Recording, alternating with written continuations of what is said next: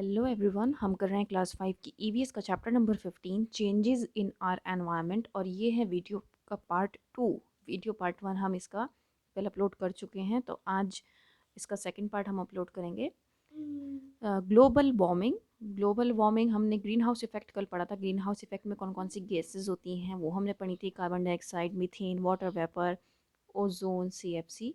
इन सब के बारे में हमने जब कल पढ़ा था और बहुत डिटेल में पढ़ा था। अब बात आती है ग्लोबल वार्मिंग की। ग्लोबल वार्मिंग होता क्या है?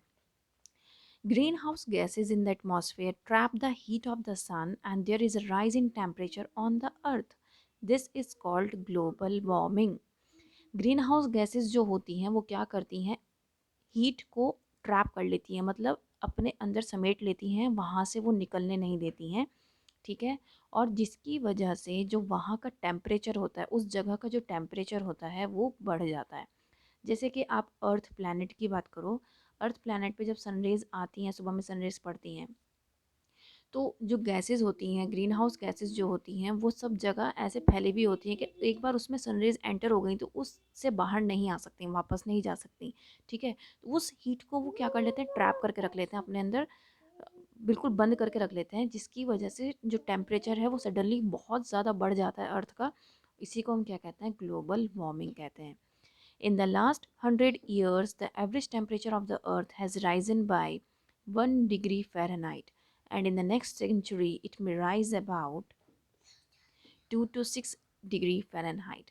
आप ये देखो, अगर लास्ट 100 ईयर्स की बात की जाए तो इंक्रीज़ इन टेम्परेचर हुआ है, रेगुलरली इंक्रीज़ हुआ है। 1 डिग्री फ़ारेनहाइट तक अब तक इंक्रीज़ हो चुका है, और ये अनुमान लगाया जा रहा है कि आने वाले सालों में 2 से 6 डिग्री तक बढ़ जाएगा, जिसकी वजह से क्लाइमेट जो है वो बहुत ज़्यादा वर्स हो जाएगा, रहना मुश्किल हो जाएगा, हमारा जीना बहुत ज़्यादा मुश्किल हो जाएगा, क्योंकि यहाँ पर गर्मी बहुत ज़्यादा बढ़ जाएगी। गर्मी हो क्यों रही है? किस वजह से हो रही है? ये हो रही है ग्लोबल वार्मिंग की वजह से। एक और रीज़न है इसका। सबसे बड़ा जो रीज़न होता है वो है ओजोन लेयर डिप्लीशन। ये इसका मेन रीज़न है। ओजोन लेयर डिप्लीशन की वजह से क्या हो रहा है कि सन रेज जो है, जो अल्ट्रा वायलेट रेज हैं, रेडिएशंस हैं, इंफ्रारेड रेडिएशंस हैं, वो डायरेक्टली हमारी अर्थ पर आ रही हैं। और वो जब जितनी भी ग्रीन हाउस गैसेज हैं, जब सारी हीट को ट्रैप कर रही हैं, तो उसमें सारी अल्ट्रा वायलेट रेज भी हैं और इंफ्रारेड रेज भी हैं, जो कि बहुत ख़तरनाक हैं हम लोगों के लिए। आप देख रहे हो आज के टाइम में इतने सारे केसेस आ रहे हैं कैंसर के। ठीक है। हर दूसरे आदमी को किसी न किसी तरीके का कैंसर आप सुनने को मिलता है। इससे पहले कभी नहीं मिलता था। ठीक है। नो डाउट आज के टाइम में इसका ट्रीटमेंट है, लेकिन ट्रीटमेंट भी तभी तो हो सकता है जब आपकी स्टेज इस तरीके की हो, इस उस कंडीशन में हो कि आप ट्रीटमेंट ले सकते हो। अगर इनिशियल स्टेज पे होंगे, स्टार्टिंग के स्टेज पे होंगे, तभी आपको कोई भी ट्रीटमेंट असर करेगा करेगा। दूसरी बात ये, आप कैंसर का कोई भी ट्रीटमेंट ले लो, लेकिन उसकी जड़ें कभी भी ख़त्म नहीं होती। एक टाइम पर वो फिर से स्टार्ट होता है। ये फैक्ट है। ठीक है। आज आप बिल्कुल ठीक हो जाओगे, उसके बाद 30 साल बाद, 40 साल बाद, और किसी किसी इंसान में नहीं होता है। ये हर एक, ये एक्सेप्शन होता है ना सब जगह, तो मिरेकल सब जगह होता है, एक्सेप्शन भी सब जगह होता है। ठीक है। तो किसी किसी इंसान में नहीं होगा, लेकिन किसी की बॉडी का जो इम्यून सिस्टम है वो इतना स्ट्रांग नहीं होगा, तो उसके में वो फिर से पनप सकता है। वो किसी भी तरीके का कैंसर हो। मैं ये नहीं कहूँगी किसी पर्टिकुलर कैंसर का नाम नहीं लूँगी, लेकिन मैं यही कहूँगी कि ऊपर वाले से हमें यही दुआ करनी चाहिए कि कभी किसी को इतनी अ, इस बीमारी से कभी किसी को ग्रस्त ना करे, कभी किसी को ऐसी बीमारी ना हो। हमें यही दुआ करनी चाहिए, और अगर किसी को इस तरह की बीमारी है तो ऊपर वाला सबको ठीक कर दे। तो मेरे कहने का मकसद ये है कि जो चेंजेस हो रहे हैं हमारे क्लाइमेट में, ये हो रहे हैं ज़्यादातर ओजोन लेयर डिप्लीशन की वजह से। ओजोन लेयर डिप्लीशन क्यों हो रहा है? क्योंकि आप देख रहे हो घरों में सभी के रेफ्रिजरेटर रखा हुआ है। रेफ्रिजरेटर में क्या होता है? रेफ्रिजरेटर तो अब भाई हमें ठंडा पानी पीने के लिए चाहिए, इसलिए हमने फ्रिज रखा हुआ है। ठीक है। आज के टाइम की नीड है हमारा फ्रिज। ठीक है। लेकिन आपको पता होना चाहिए कि रेफ्रिजरेटर से क्लोरोफ्लोरोकार्बन्स निकलता है, जो कि बहुत ज़्यादा खतरनाक होता है, और जो ओजोन लेयर डिप्लीशन में सबसे बड़ा जो मेन रोल है वो प्ले करता है। ठीक है।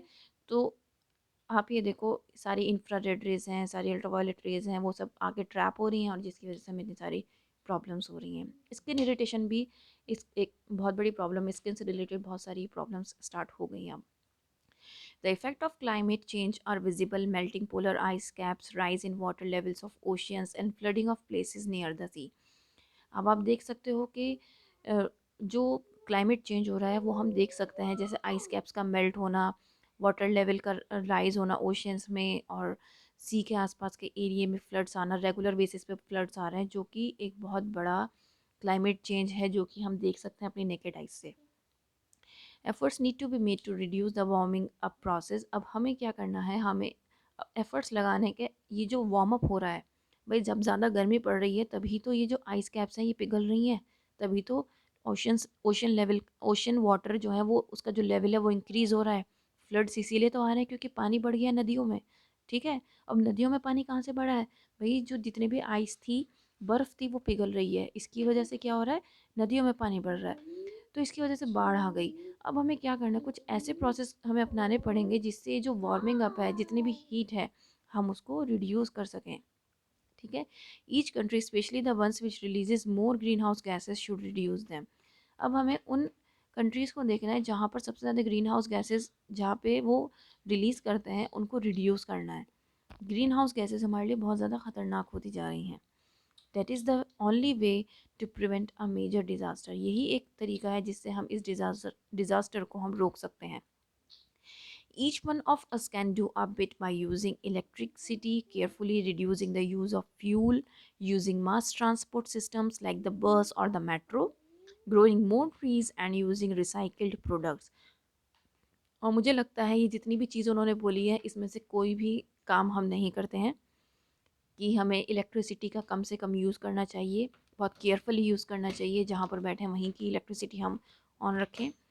फ्यूल कम से कम यूज़ करना चाहिए, फ्यूल इन द सेंस कि आप अगर घर में 5 लोग हैं तो 5 ही गाड़ियाँ यूज़ कर रहे हैं, नहीं, आपको ऐसा नहीं करना है। कोशिश करिए कि एक ही गाड़ी में सब जाएँ, अगर आपको अपनी ही घर की गाड़ी से जाना है। नहीं तो आप कोशिश करिए कि आप पब्लिक ट्रांसपोर्ट को यूज़ करें। और हमें प्लांटेशन करनी है, बहुत ज़्यादा से ज़्यादा ट्रीज़ लगाने, एफोरेस्टेशन करना है, और प्रोडक्ट्स को रिसाइकिल करना है। ठीक है, पॉलीथीन्स का कम से कम यूज़ करें। Many countries have signed agreements aimed at reducing greenhouse gases. One such agreement is the Kyoto Protocol. अब आपको पता होना चाहिए जो क्योटो प्रोटोकॉल है वो किस लिए है, कौन सा प्रोटोकॉल है। ये एक एग्रीमेंट है जो साइन किया गया था कंट्रीज़ के बीच में, ताकि ग्रीन हाउस जो गैसेस हैं उनको रिड्यूस किया जा सके। ग्रीन हाउस गैसेस को रिड्यूस करने के लिए क्योटो प्रोटोकॉल लाया गया था। पॉल्यूशन, पॉल्यूशन क्या होता है, प्रदूषण। प्रदूषण एक ऐसा, आप कह सकते हैं ऐसी चीज़ है जिसकी वजह से आज हम ह्यूमन बींग्स बहुत ज़्यादा सफ़र कर रहे हैं। ये हमारे लैंड को, एयर को, वाटर को, सबको क्या करता है, पॉल्यूट करता है। Smoke from vehicles, factories and houses fouls the air. अब जितना भी स्मोक, आपका धुआं जो निकल रहा है व्हीकल से, फैक्ट्रीज से या घरों से, सारा कहाँ जा रहा है, एयर में ही तो जा रहा है। हमारे घरों से कूड़ा जाता है और ओपनली डाल दिया जाता है, फिर वहाँ से जो एमसीडी की ट्रक्स होते हैं वो लेके जाते हैं, लेकिन जब तक वो खुले में पड़ा है तब भी तक भी तो वो फाउल स्मेल जो दे रहा है, जिसकी वजह से एयर जो है वो पॉल्यूट हो रही है, जिसकी वजह से बहुत सारी डिजीज़ हो रही हैं।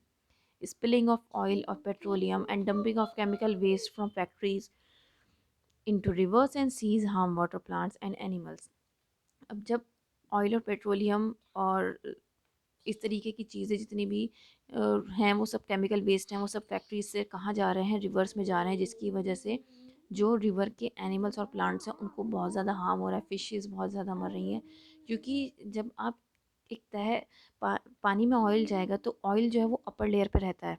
ठीक है, जिसकी वजह से क्या होता है, ऑक्सीजन जो है वो नीचे तक नहीं जा पाती। फिशेस जो है वो ऑक्सीजन कहाँ से लेती हैं, वाटर से लेती हैं, ये राइट, ये आपको पता होगा। लेकिन अगर वाटर में ही आप एक, आप खुद सोचो, आप अपने फेस पे ना एक पॉलीथीन लगा के बैठ जाओ, बंद कर दो, अपना फेस अच्छे से कवर कर लो, आपको सांस आएगा, नहीं आएगा, आपका दम घुटेगा।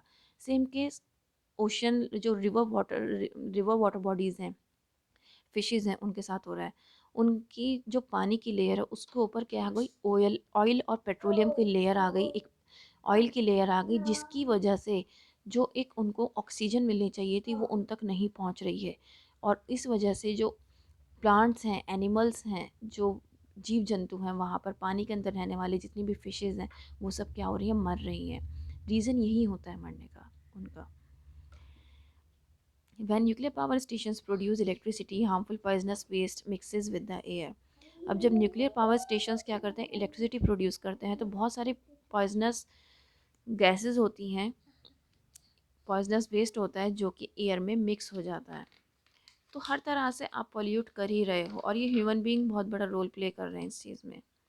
Tall chimneys fitted with filters are used in factories to let out smoke and gases.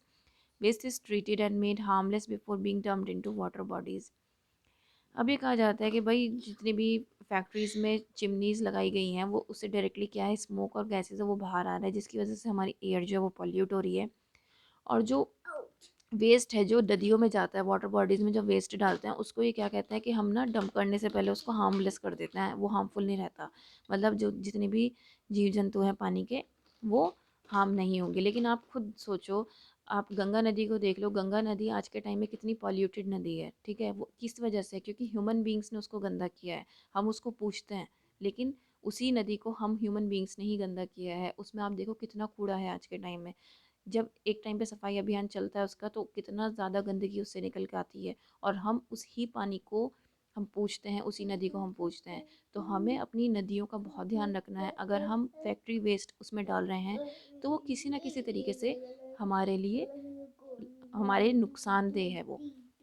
क्योंकि जिस चीज़ की हम पूजा कर रहे हैं, अगर हम उसी को हार्मफुल करेंगे, उसी को हम हार्म पहुँचाएंगे, तो आप खुद सोचिए फिर जानवरों में और हमें फ़र्क क्या रह गया।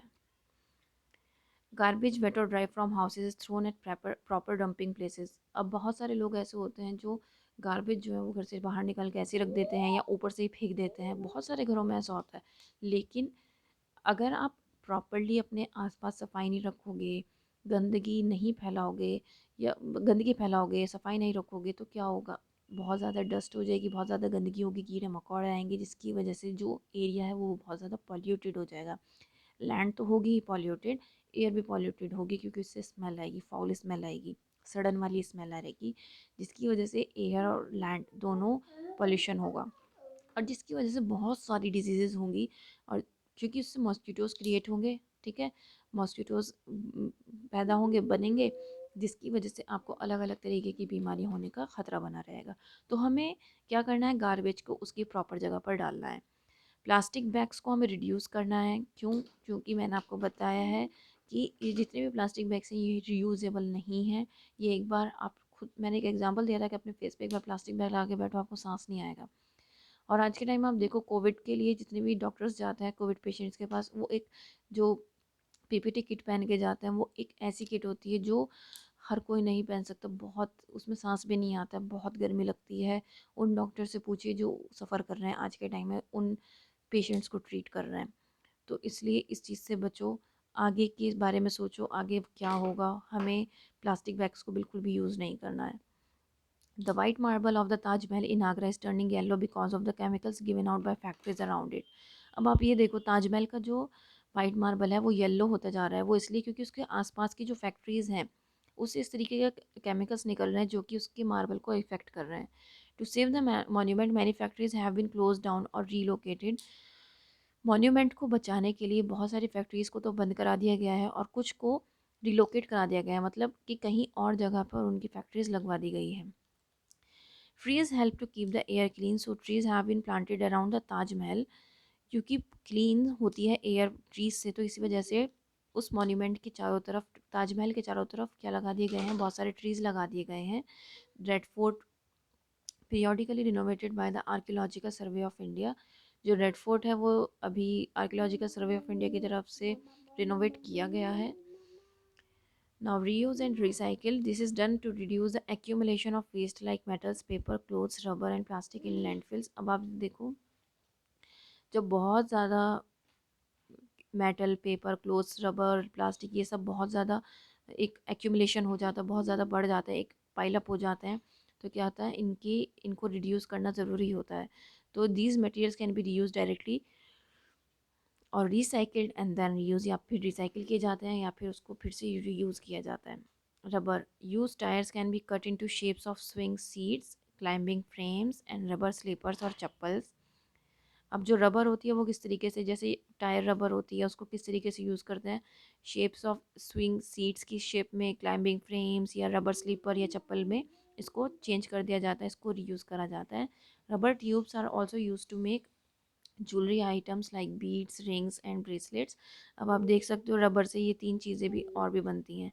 Old truck tyres are recycled to make playground surfaces, pencil pouches and diary covers.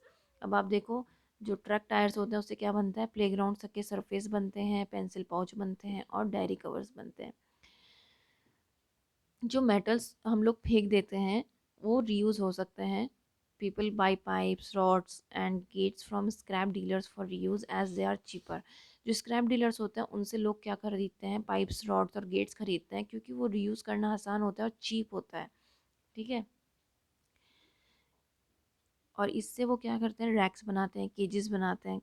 Craftsman क्या करते हैं, पीस को मेल्ट करते हैं और उसके फ्रेम्स करते हैं, डेकोरेशन पीस बनाते हैं, ज्वेलरी बनाते हैं उसको मेल्ट करके। किसको मेल्ट करके, मेटल को।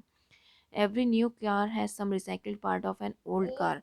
हर एक न्यू कार में कुछ ना कुछ जो रिसाइकल्ड पार्ट होता है ओल्ड कार का ज़रूर होता है। Empty aluminium cans are cleaned, shredded, melted and reshaped into new cans for reuse. जो खाली एल्यूमिनियम केन्स होती हैं उनको क्लीन किया जाता है, फिर उसको मेल्ट करके अलग से उसको शेप दी जाती है ताकि उसको फिर से उसको रीयूज़ किया जा सके। हम उसको डायरेक्टली भी यूज़ कर सकते हैं, लेकिन जब आप न्यू कोई चीज़ खरीद रहे हो तो उसमें आप ये कहोगे ना कि भाई मैं तो पैसा पूरा दे रहा हूँ फिर मैं पुरानी चीज़ क्यों लूँ, है ना।